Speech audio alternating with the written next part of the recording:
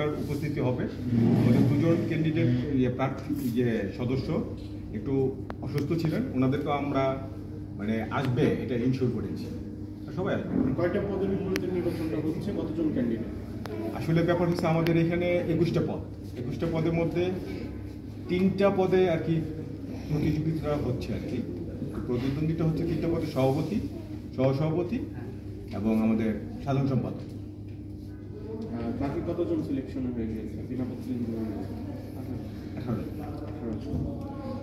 এবং যারা প্রার্থী আছেন তাদের কাছে আসলে নির্বাচন পরবর্তী আসলে কি প্রত্যাশার জায়গাটা কি আপনার একজন নির্বাচন কমিশনার হিসেবে? আসলে আমরা তো নির্বাচনটা করি একটা প্রত্যাশা নিয়ে, সবারই একটা প্রত্যাশা থাকে, আমাদের একটা প্রত্যাশা আছে এবং আমাদের একটা ভীষণও আছে। আমরা আশা করবো যে যারা নির্বাচিত হয়ে আসবে ওরা আমাদের সেই প্রত্যাশাটা পূরণ করবে। এটা নির্বাচনটা হচ্ছে প্রকৌশলীদের, এটা কিন্তু বৃহৎ একটা জায়গা, জনগণের সেবার একটা জায়গা। তো এই সেবাটা এই নির্বাচনকে কেন্দ্র করে আসলে যে কমিটিটা আসবে, এই সেবাটা আসলে কতটা পূরণ করা সম্ভব হবে? হ্যাঁ, পূরণ করার জন্যই তো আমরা প্রতিনিধি নির্বাচন করতেছি এবং নির্বাচনটা হচ্ছে। আমাদের মানে শতভাগ সফলতায় আমরা আশা করি। ধন্যবাদ। ধন্যবাদ স্যার, একটু বসুন।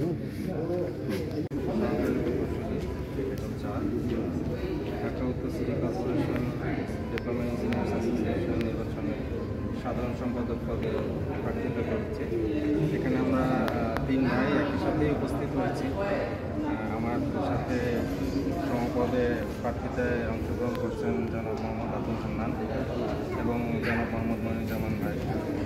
আমরা 3 জনই যেই পদে প্রার্থিতায় অংশগ্রহণ করেছি, আমাদের ভিতরে ইউনিটির কোনো অভাব নাই। ইনশাল্লাহ আমরা ঢাকা উত্তর সিটি কর্পোরেশনকে হাইলাইট করতে চাই এবং আমরা এমন একটা মাইলস্টোন স্ট্যান্ড করতে চাচ্ছি, স্থাপন করতে চাচ্ছি, যাতে করে আমরা সকলেই একটা অনুকরণীয় দৃষ্টান্ত হিসাবে পরিচিত হতে পারি।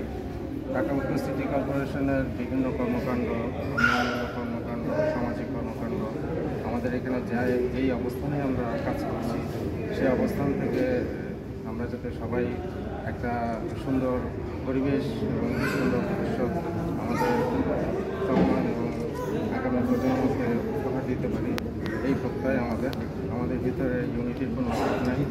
ইনশাল্লাহ আমরা দিনে দিনে ঢাকা উত্তর সিটি কর্পোরেশনের সুনাম যাতে বৃদ্ধি পায় সেই লক্ষ্যে ইনশাল্লাহ কাজ করি। এগুলো আপনারা একটু ফোকাস করেন। আর আমাদের সংগঠন এক থাকবে এবং যে কোনো সিদ্ধান্ত আমরা সমষ্টিগতভাবেই নেব। এবং আমি এখানকার, আমার নাম বলা হয়নি, আমার নাম মোহাম্মদ আমিনুর রহমান চৌধুরী, আমি এখানে সহসভাপতি প্রার্থী। ধন্যবাদ। আমি সাব ইঞ্জিনিয়ার অঞ্চল 4।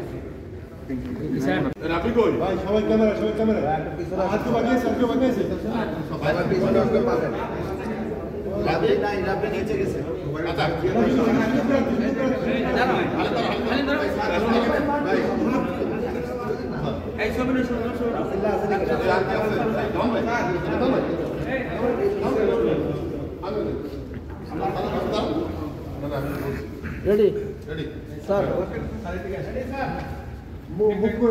ছবি